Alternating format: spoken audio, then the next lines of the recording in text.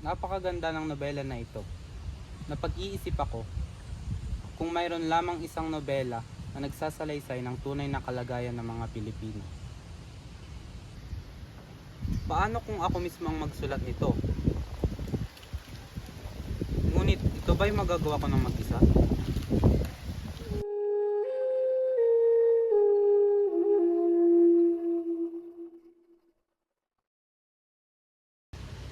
Hindi. Kailangan kong marinig ang mga pananaw ng aking mga kaibigan.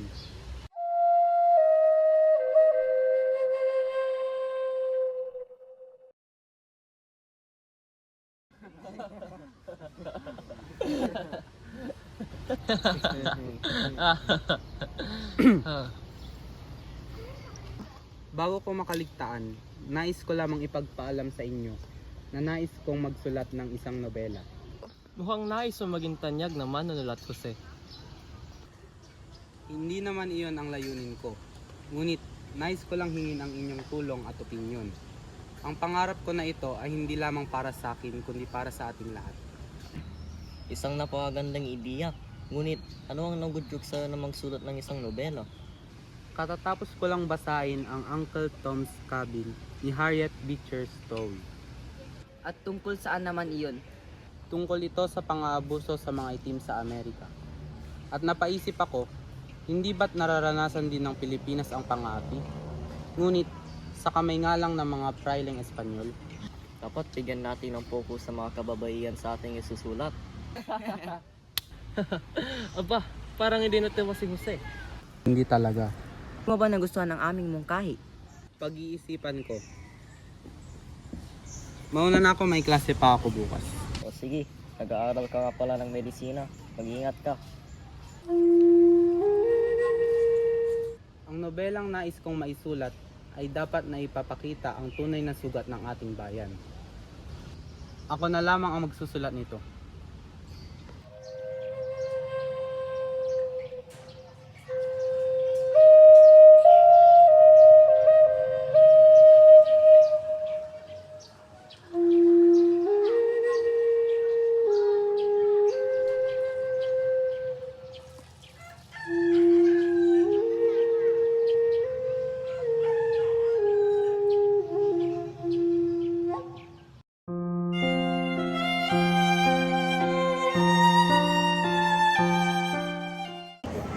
Magandang gabi.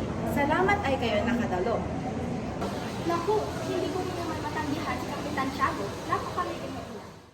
Bukas palad pa. O siya, sige na. Magtungo na kayo sa loob at ating pang babatiin ibang bisita. Kakaalis ko pa lamang sa bayan ng San Diego matapos ng 20 taon na ninirahan doon. Patid kong alam ko na ang mga lihim ng mamamayan. Aking tinis ang pagdidildil ng kanin at saging. At sino ang naghatid sa akin nung ako ay umalis? Ilang matatandang babae at isang hermanong tersero lamang. Mga walang hutang na loob. At ano naman po ang kinalaman niyan sa disastantion ng tabako? Ano? Hindi ka ba nakakaintindi? Hindi mo ba nalalamang mali ang ginagawang pagbabago ng mga ministro? Naniniwala ba kayo? Gaya ng aking paniniwala sa Ebanghelyo, ang Indyo ay mangmang. Pagpatawad ninyo, ngunit hindi ako sang-ayon sa inyong paniniwala. Likas nga po ba talaga sa mga Indyo ang pagiging pabaya? O ito'y pinagtatakpan lamang ng pamamahala ng mga sumako? Ha, basta! Wala nang makakapagbabago sa isip ko. Tunay nga mga mangmang ang mga Indyo.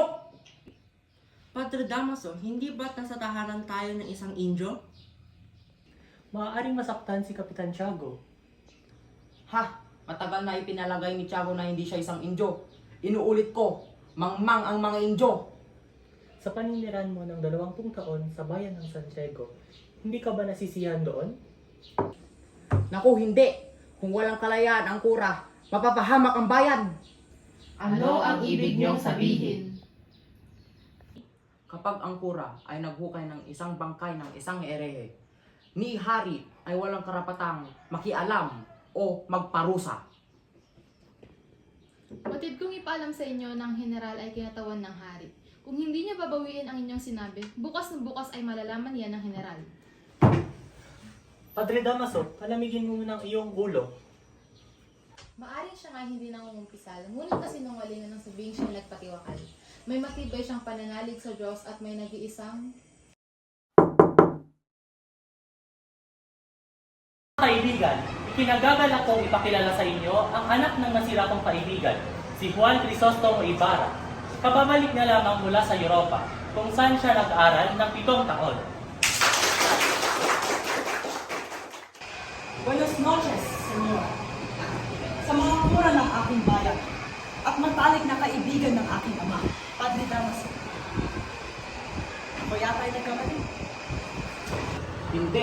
Hindi ka nakakamali. Ako nga si Padre Damaso, ngunit hindi kailanman naging matalik na kaibigan ng iyong ama.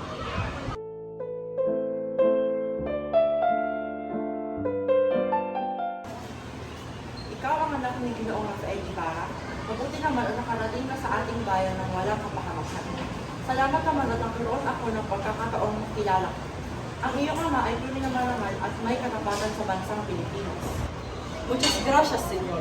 Ang iyong papuri sa aking ama ay pinawi ang lahat ng hinala ko patungkol sa nangyari sa kanya.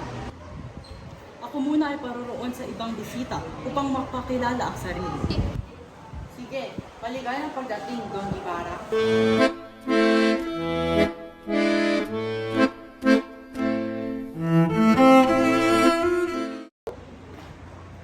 Wala ka bang mga mata? Mayroon, Senyora, mas malinaw pa kasi sa'yo. Ngunit ako'y nakamagit sa kulot ninyong buhok.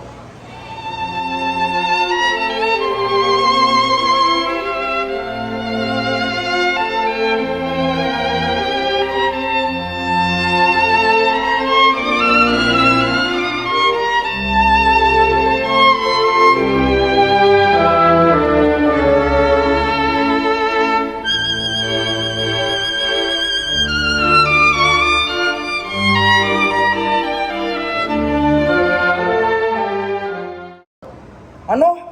Leeg at pakpak lang ang laman nito.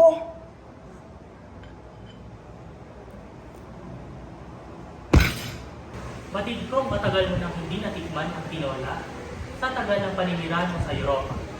Baka nakalimutan mo na rin ang iyong bayan.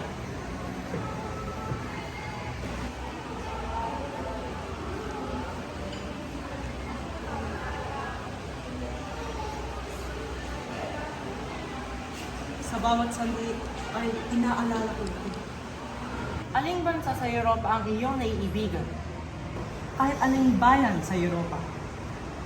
Ngunit hindi ko matatanggi, ikalawang bayan ko ang Espanya. Don Ibarra, kayo ba ay hindi nakatatanggap ng telegrama mula sa Europa? Paumanhin, Senyor at Senyora.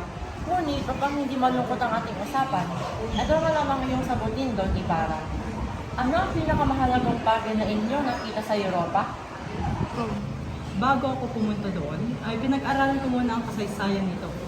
At pagkatapos, wala naman akong nakitang katangian nila na hindi natin kaya lagpasan. Ayan lamang ang iyong natutuhan sa Europa matapos ang ilang taon mong panirang doon. Wala ka na bang nakita mas mahalaga? Isa kang bulag! Kahit ba kaya alam yan?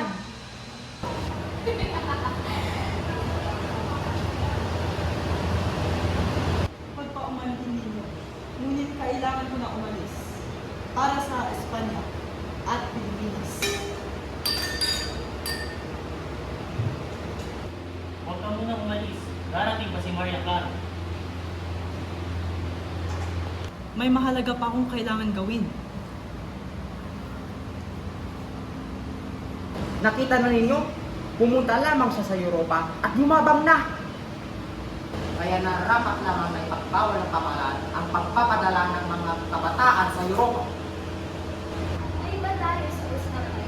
Hindi ka na swapo. Kaso na pala si Maria Clara. Sa ganda mong taglay, sila'y maaakit kapag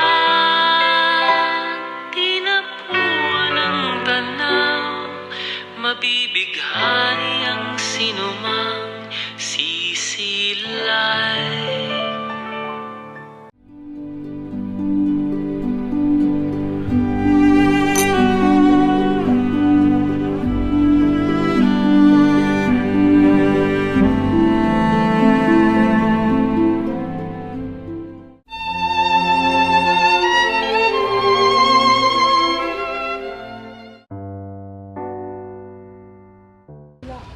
bago sa aking bayan.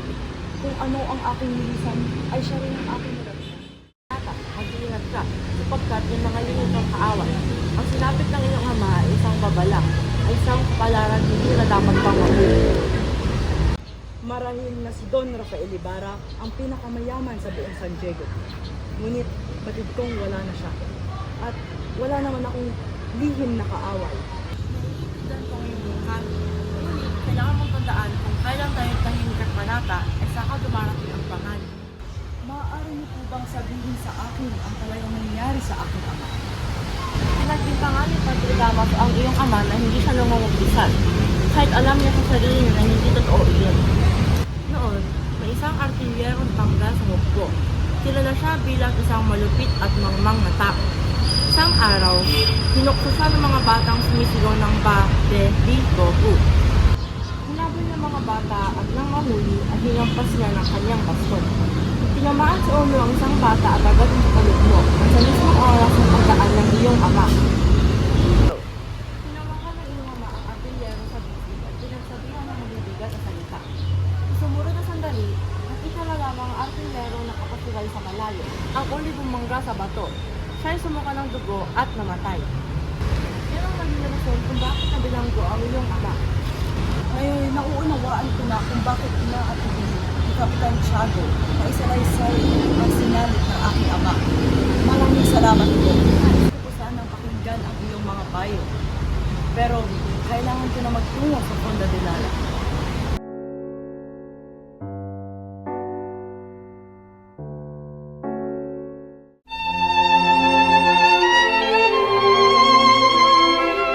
Isang dalaga lamang ang hindi mawala-wala sa guni-guni ni Ibarra, si Maria Clara.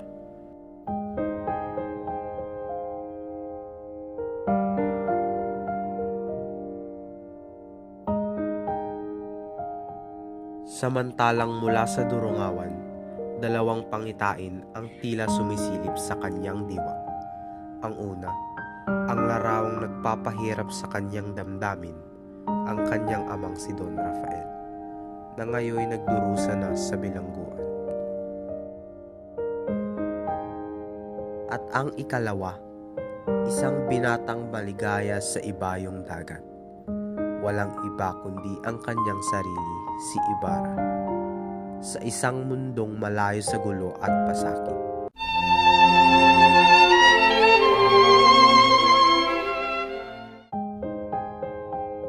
Si Kapitan Tiago, siya'y laging nananabako at nagnanganga. Ugaling nakasira sa kanyang anyo sapagkat ang hitso'y naiipon sa isang pisngi at nagbibigay ng pangit na itsura. Itinuturing si Kapitan Tiago na isa sa pinakamayayaman sa binundok dahil sa masaganang ani mula sa kanyang mga lupain sa Pampanga at Laguna, lalong-lalo na sa San Diego. Hindi mapag-aalinlangang malapit siya sa Diyos sapagkat ang kanyang salapi tila nakabali na ng kabanalan. Sa isang silid ng kanyang tahanan, matatagpuan ang maraming santo't santa na kanyang sinasamba.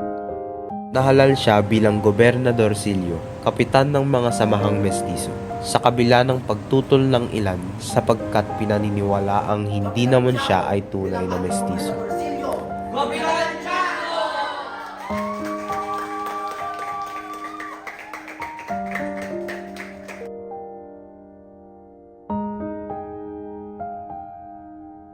Ang kanyang naging kabiyak ay si Doña Pia Alba, isang maganda at butihing dalaga mula sa Santa Cruz. Namili sila ng lupa sa San Diego at doon nila naging malapit na kaibigan sina Padre Damaso at Don Rafael Ibarra.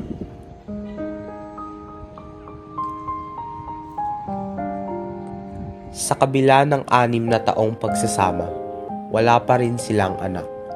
Kaya't sa payo ni Padre Damaso, nagsayaw si Doña Pia sa Obando upang humiling ng supling. Dininig ang kanyang panalangin. Siya'y nagdalang tao, ngunit ang pagbubuntis ay tila may kasabay na matinding kalungkutan. Pagkapanganak, Siya'y dinapuan ng matinding lagnat na naging sanhi ng kanyang kamatayan. Si Padre Damaso ang naging ninong sa binyag ng bata na pinangalanang Maria Clara. Dininig ang kanyang panalangin. Lumaki si Maria Clara sa gitna ng pagmamahal ng kanyang tiya Isabel, ng kanyang ama at ng mga praile. Si Ibarra, na kababata ni Maria Clara, ay nagtungo naman noong mga panahong iyon sa Europa upang doon ipagpatuloy ang pag-aaral. Makaraan ang ilang taon nilang pagkakalayo, ang kanilang mga amay nagkasundo na sila'y pag-isahing palad pagdating ng panahon.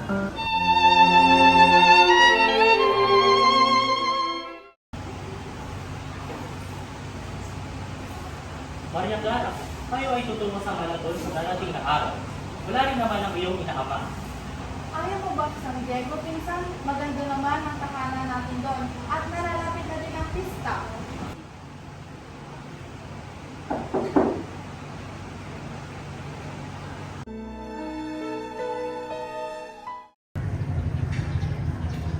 Hindi mo ba ka nalilimot sa iyong paglalakbay sa Europa?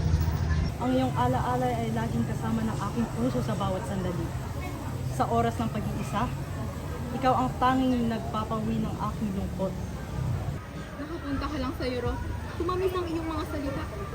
Marahil maraming mga gandang babae sa ibang bansa ang nahulog sa mga pambobola mo. Mahal ko, alam mo bang ako ay mapalad?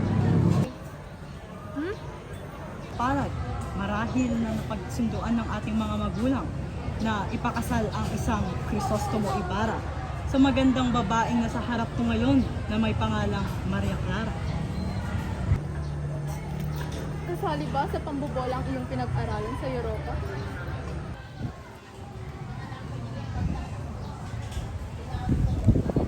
Ito ang dahon ng sambong. Alaala mo sa akin.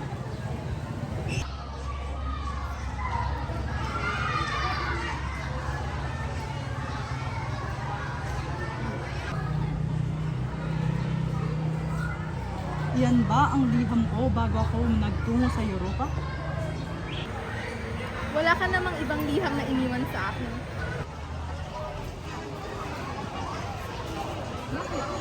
Mahal ko, kailangan ko na umalis sapagkat may pagsusunguhan pa ako.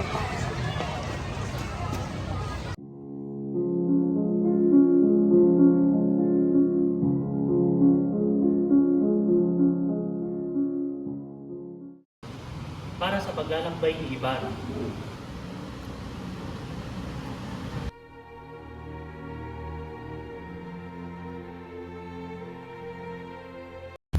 Oh, saan kayo patutungo? Sa Bieterio po. At ano naman ang gagawin mo roon?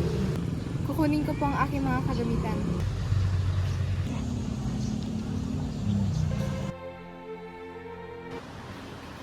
Narito ka, Padre Damaso. May mahalaga tayong dapat pag-uusapan. Hindi nga nagsumbong ang tinyente, ngunit nakarating pa rin sa Kapitan General ang balita tungkol sa nangyari. Kaya't siya na mismo ang naglakad upang mapaalis si Padre Damaso. Mauna na ako, sabi.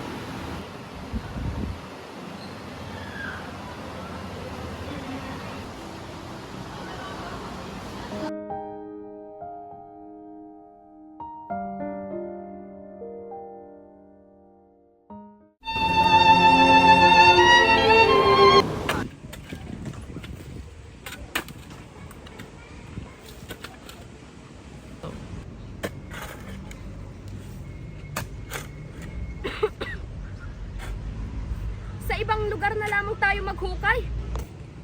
Ayaw ko na. Tignan mo nga yan. Punong-puno pa ng mga dugo ang mga buto. Napakaselan mo naman kung ikaw kaya maghukay ng bangkay na 20 araw pa lang nakalibing. Napakadilim, sobrang lakas ng ulan at namatayan pa ako ng gasera. Akalain mo, nahulog ang pako ng ataol at halos mahulog ang napakabahong bangkay. Ha? Bakit mo naman hinukay ang bangkay? Nasaan na ito? At sino nag-utos na gawin mo ito? Kurang malaki, malamang. Sino pa ba? Inutos niya sa akin na ilibing ko ito sa mga libingan ng mga Inchik. Ngunit hindi ko to nagawa dahil sobrang lakas ng ulan sa gabing iyon. Para ka namang gwardiya sibil kong magtanong.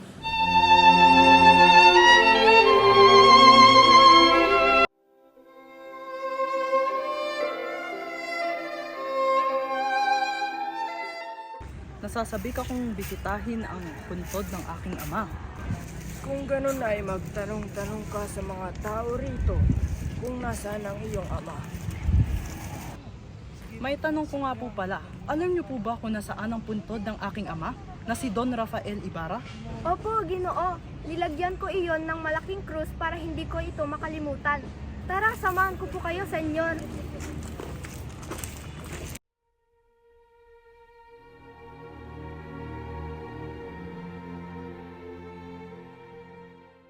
Paumanhin, Senyor. Alam ko ho talaga kung nasaan iyon. Ngunit hindi ko rin po maintindihan kung bakit tayo nawawala.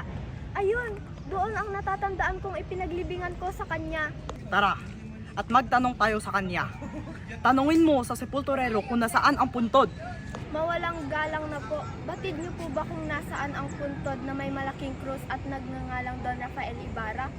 Sa aking pagkakaalala ay narito lamang iyon. Ang malaking krus po ba? Yung may maraming mga bulaklak? Iyon ay sinunog ko na po. Ano? Sinunog? Opo, inutos po ng kurang malaki. Bakit niya ito ipinasunog? Nasaan ang bangkay ng aking ama? Huwag po kayong magalit, Ginoo.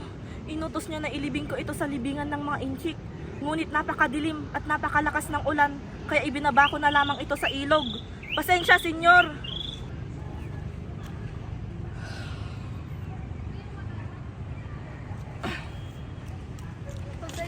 Pasensya po.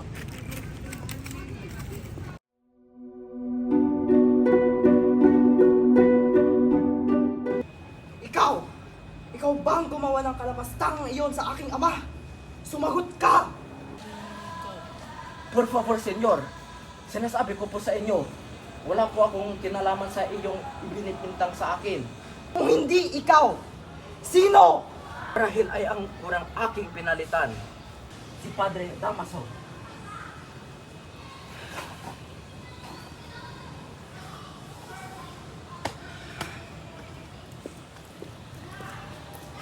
Patawad, Referensya, sapagkat hindi alam ng aking senyor ang kanyang ginagawa at nadala lamang sa matinding emosyon.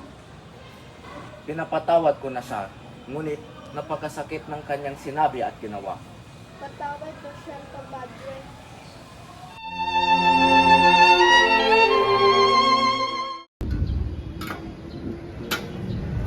Noong kasyo, mukhang masaya kayo ngayon. Napakaganda ng panahon, hindi ba? Mayroong darating na delubyo.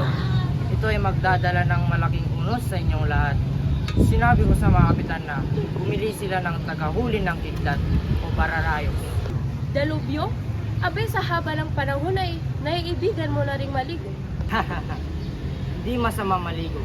Lalo na nakasalubong ako ng basura. Ano ang ibig mong sabihin? Wala. Sana'y kumislat at tamaan. Oh, Santa Barbarang mahal ko.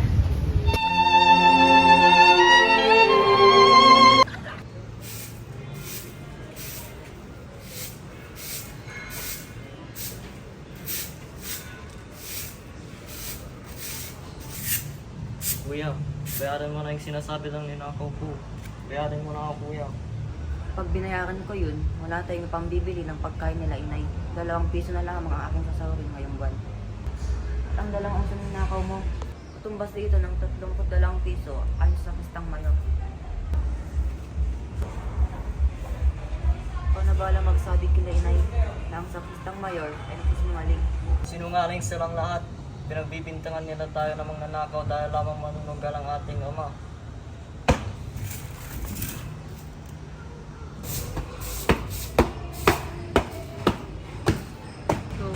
Basilio, minumultahan kita dahil sa hindi pagkasunod-sunod na pagpapatunog mo sa kampana. At ikaw, Crispin, hanggang alas 10 ka dito hanggat hindi mo nilalabas ang iyong mga ninakaw. Sumama ka sa akin! Crispin!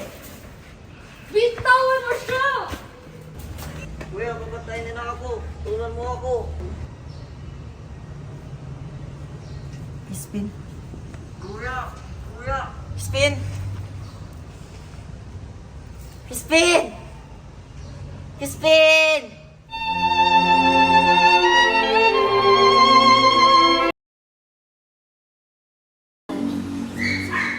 Sisa! Sisa! Nasaan ang pagkain? Ako'y nagugutom na. Hindi ba trabaho mo ang pagsilbihan ako? Saglit lamang. Malapit na itong maluto. Napakatagal naman. Bilis-bilisan ko nga ang paggalaw. Hindi mo ba susunduin ang ating mga anak? Si Basilio, magsisweldo na ngayong araw. Sa wakas, pagkatapos ng tila 1,000,000 taon. Gabi na, asan na ang aking mga anak?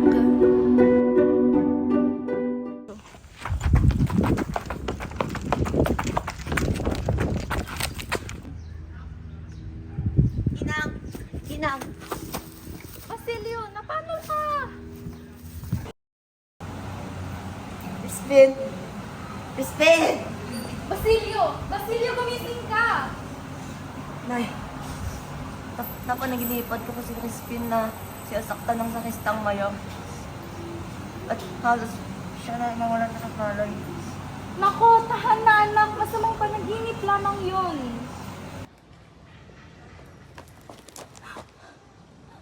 Hinahanap namin ang iyong anak. Ang isa ay nakatakas. Ilabas mo ang maliit ang kanyang ninakaw. At kung hindi ay, ikaw ang aming dadakpin. Hindi ko alam. Matagal ko nang hindi nakikita si Crispin. Hinahanap ko siya sa kumbento kanina. At siya hindi magnanakaw. Kung ganun eh, sama ka namin sa kwartel, sa salang pagsinungaling.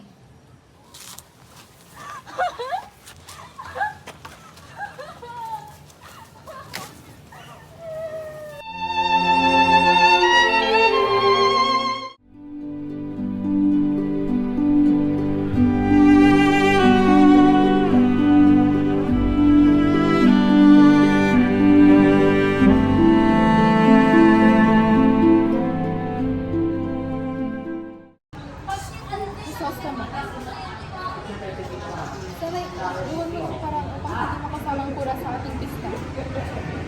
Natatakot ako. Wari ko, palagi niya akong pinagmamasdan. At sa tuwing ako'y kanyang kakausapin, hindi ko siya maunawaan. Alam mo, kaugalian nila dito sa atin at kailangan. At maayos rin ang pakikitungo nila sa akin. Nariyan na siya.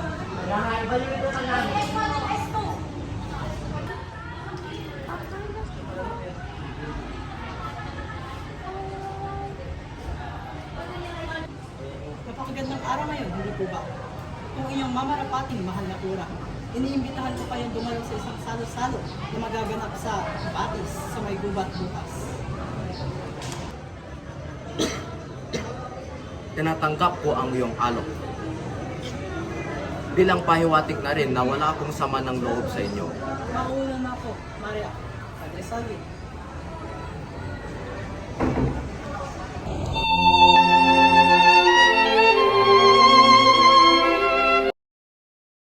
Tumungo nga si Crisostomo Ibarra sa bahay ni Piloso Potasio at nakita niya itong nagsusulat. Aalis na sana si Crisostomo Ibarra ngunit napansin ito ni Piloso Potasio. Teka, Bakit po kayo sumusulat sa hieroglifiko kung hindi nyo ito naunawaan? inilaan ko ito para sa mga susunod na henerasyon. At kung maintindihan man, ay maaaring masunog ang aking aklat ay sinagawa. Kaya't mas mahinam kung ako'y magsulat ng hieroglifiko upang mga matatalino lamang ang makakaintindi at sabihin na may ilang hindi nahihimbing sa panahon ng kanilang mga ninuno. Sundin nyo ang payo at ipakita nyo ang inyong ginagawa ayon sa kanilang akala. Ang bayay hindi dumaraing sapagkat pipe, natutulog kaya hindi kumikilos. Ang pagdurusa niya ay hindi nyo nakita. Darating ang araw na magliliwanag ang kadiliman. Hindi nais ipahintulot ng Diyos ng pamahalaan at relihiyon na sapitin ang araw na iyan. Ang Pilipinas ay umiibig sa Espanya at alam naman ng bayang siya'y tinatangkilik. Kung ang Espanya ay may kakulangan, siya naman ay nagbabalak na mabuti para sa bayan. Ang sadya ko po'y ang iyong payo. Ang sabi ninyong magiko ako ng ulo sa mga hari-harian. Ngunit, bakit? Hindi ko ba maaaring mahalin ng sabay ang aking bayan at ang Espanya?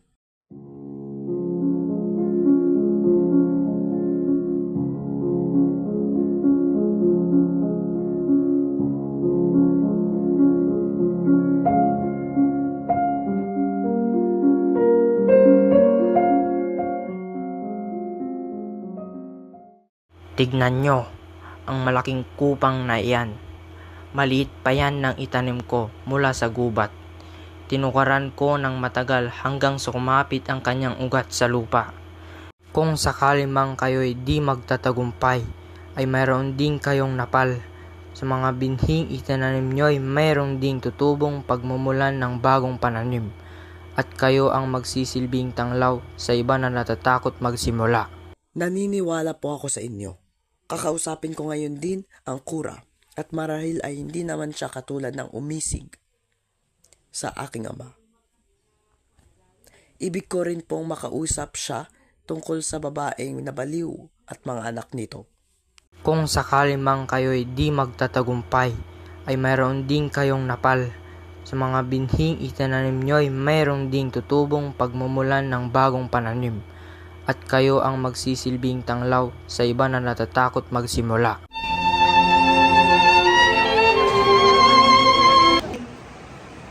Senyor Ibarra, hatid kong matutuwa ang kataas-taas ang mineral sa paaralang iyong pinatayo. Salud! ¡Salud! Buenas tardes a todos. Lo siento, llegamos tarde. Buenas tardes. Mopo, Padre. Gracias.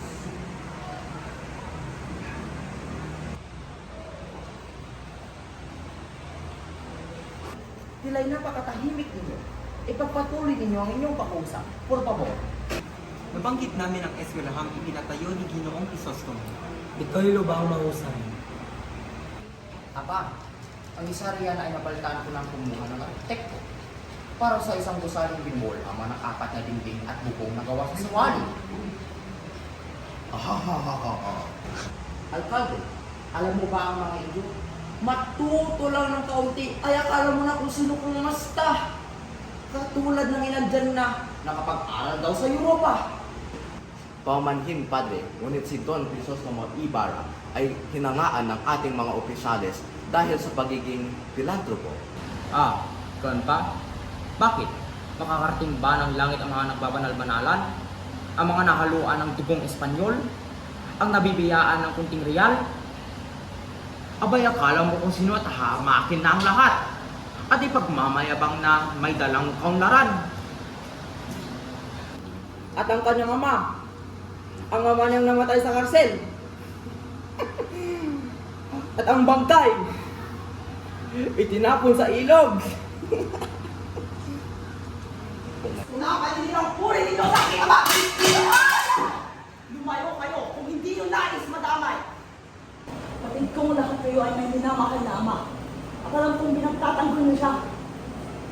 Maski sa panghahamak ng isang fraile!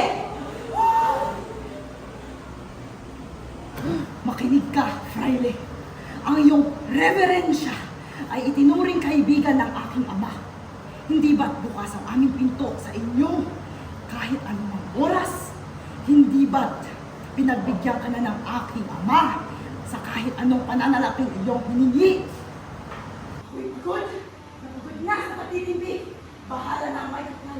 Humusga na gagawin ko! Senyor Ibarra! Huwag kayong makialam!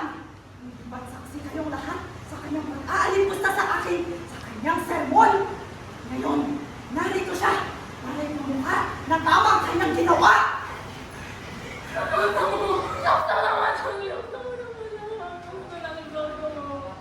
Naruray ko binosyo mo. Isipin mo, namukasan natin. Pagkakaroon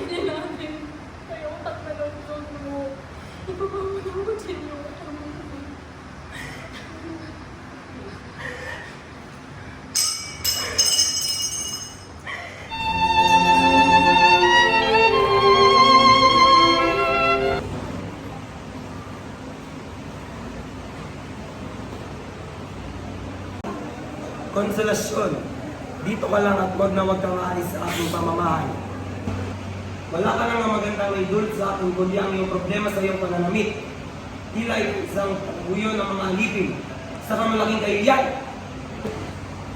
Aba, baka nakakalimutan mo. Ako ang iyong asawa at ako ang iyong pinili. O baka hindi mo lang matanggap na ako ay malayong mas kagandahan kaysa kay Maria Clara.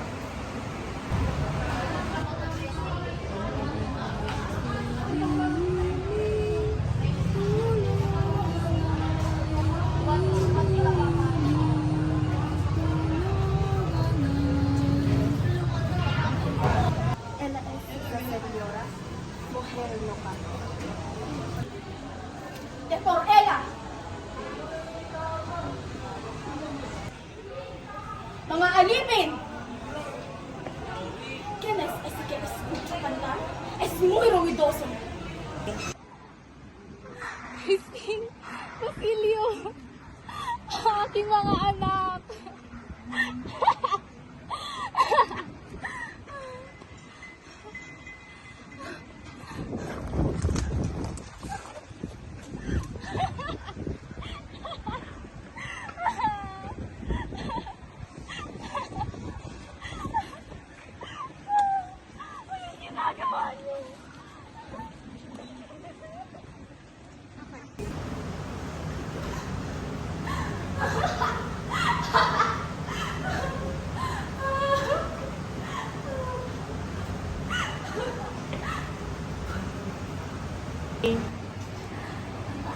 Vamos!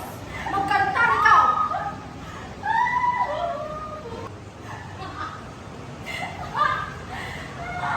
Kanta! Kanta! Magkantar ikaw! Kanta! To Espanyol Tagalog! Iniutos ng Donya na kumanta ka.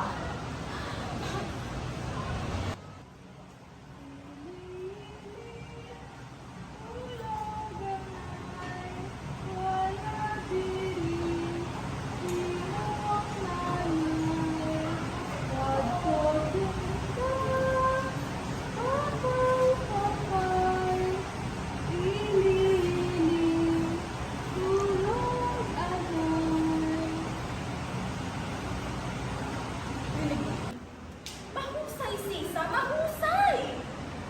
Vete!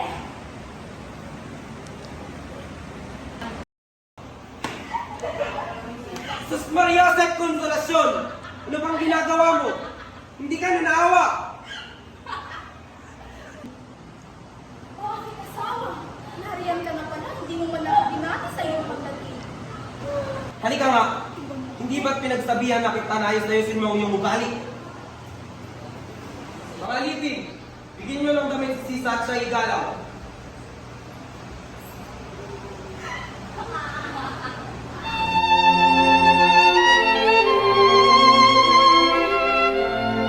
Clarita, Diyos ko, tumangin ka na. Maligayang pagdating. Kumusta naman ang inyong biyahe? Mabuti naman. Pinakikilala ko nga pala si Don Alfonso Linares de Espadanya. Siya'y inaanak ng kamag-anak ng Padre Damaso. Inayang nagmenindal ni Kapitan Tiago at Tia Isabel ang kanilang mga panauhin bago bisitahin si Maria Clara na may sakit.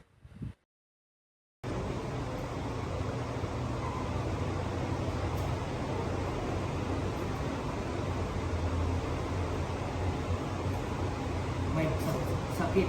Bigyan siya ng liquid ng gatas sa umaga.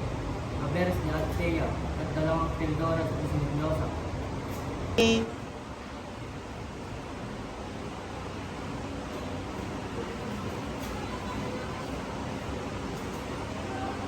Anak ko, hindi ka mamamatay.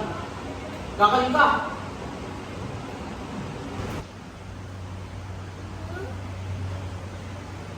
Ina, kailangan kita. Kailangan mo ako.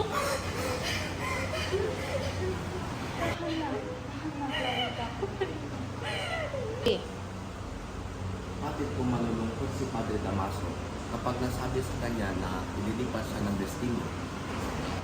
Tiyak na malulungkot si Clarita niya, lalo na siya'y kanyang ama-ama. Nabinat pa siya dahil sa piyesta, kung kaya't malubha ang kanyang sakit, buhat ng pagod. Mabuti na hindi niyo sa pinayagan na makipagkita kay Crisostomo. Magpasalamat tayo sa kanyang pangungumpisal. Pangungumpisal? Hindi ba dapat tanungin niyo ang asawa ng Alvarez kung tunay nga ba ito ang nakapagpapagaling? Che! Babaeng yun! Kumukulo ang dugo ko! Alam mo ba, malala na ang lagay ni Don Consolasyon? Ngunit kung sisimulan na niya ang pangungumpisal, maaari niya maiwasan ang pananakit sa asawa. Yung babaeng yan, wala nang ibang ginawa kundi pagmasdan ako sa simbahan habang ginaganap ang misa. Hindi naman may pagkakaila kung sino ang mas maganda sa aming dalawa. Kahit na maglagay pa siya ng mga pampaganda sa mukha. Ba't ba natin siya pinagtutuunan ng pansin? Gayong mas mataas naman ang aking pinag-aralan kesa sa kanya. Tama na ang iyong pagsasalita, Victorina. O siya, sabihin mo kay Isabel at ihanda si Maria Clara. Babalik ako mamayang gabi upang kumpisalin ang dalaga. Go.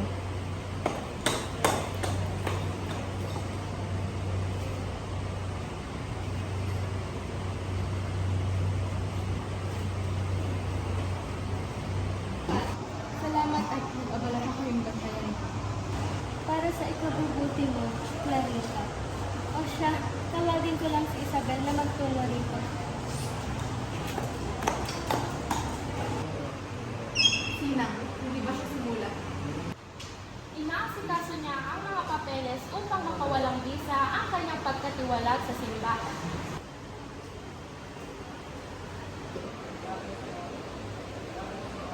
Clarita, maganda ka na para sa pamumulisan mo kay Pag-isay.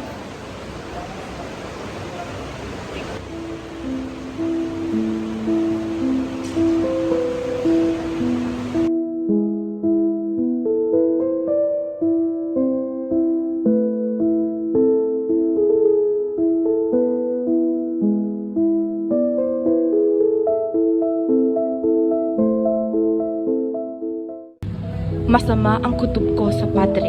Ano lamang ang kanyang binabalak sa dalaga?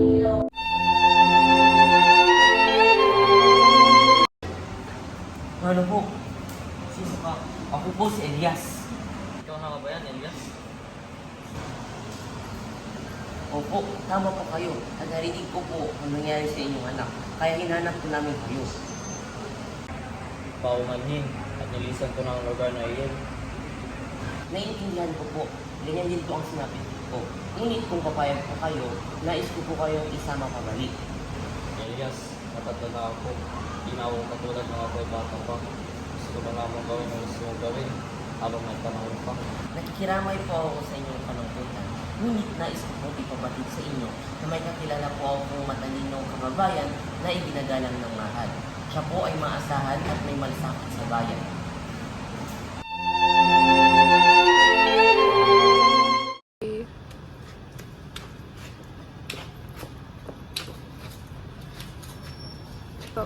Pinapakulo talaga ng mga Indio ang dugo ko. Hoy, Tiborcio, hampasin mo sila gamit ang iyong sombrero. Turuan mo sila ng urbanidad. Ano na po kung ako ang hampasin? Diyos ko! Bakit ka pa naging lalaki? Pipilay ako, Victorina.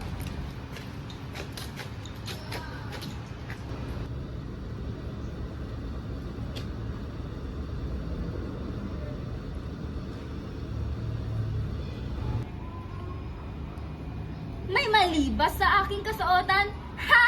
Wala, senyora. Tiburcio, bakit ka nakipagkamay sa isang simple alperes? Ano ang nangyayari rito, Donya?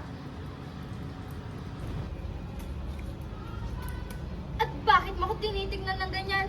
Naiinggit ka ba? Ako naiinggit? Oo, naiinggit ako sa kulot ninyong buhok. Tama na, wag mo nang patulan. Hayaan mo akong kalad ka rin ko ang isang walang hiyang to! Ikaw at saka ikaw, tignan ninyo kung sino ang kinakausap ninyo. Ang mga katulad ninyo ay hindi nakakapasok sa bahay ko sa Maynila. Lalo na ang isang alperes. Hindi lamang ako isang probinsyanang kerida lamang. Hindi nakakapasok ang mga alperes, ngunit ang kasama mo may kapansanan, pwede? Ikaw, makinig ka ha? Kung tutuusin nga, pinapababa ko ang aking sarili para kausapin ang isang tulad mo. Maglaba ka na lang ng mga damit ko. Total, labandera ka naman. Che! Akala mo ba hindi ko alam ang tungkol sa'yo at sa kasama mo? Iisa lang ang umaangking sa akin. Pero ikaw, patay gutom at nagtitiis sa tira! Humanda ka sa akin, matandang inahing baboy! Dudurugin ko ang pangit mong pagmumuka at sa laula mong bunganga! Oh!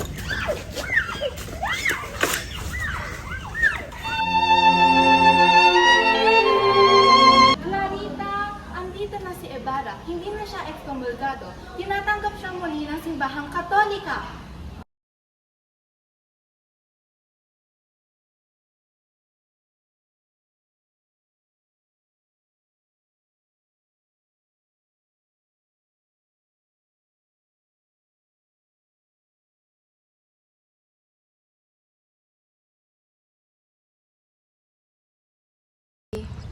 Kinagagalak ko sanang ipabatid sa iyo, Maria, na pinatawad na ako ng simbahan. Nagmadali akong pumunta rito dahil kala kong may sakit ka pa.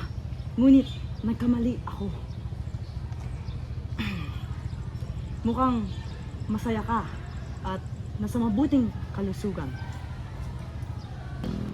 May espesyal ka yatang panauhin. Hindi mo siguro inaasahan ang aking pagdalaw. Maaari bang dalawin na lang kita bukas? Sige, at hintayin kita.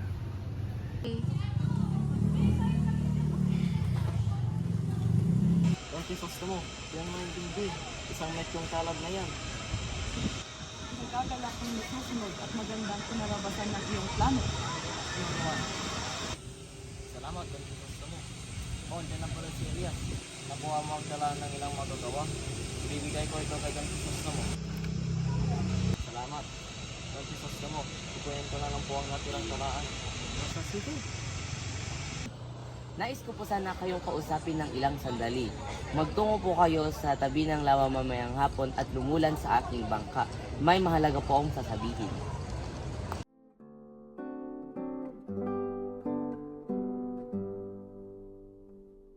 Mamamatay akong hindi man lamang namasdan ang magniningning na mukhang liwayway sa aking inang bayan. Kayong makakita, padiin ninyo siya at huwag kaliligtaan ang maglugmok sa dilim ng gabi.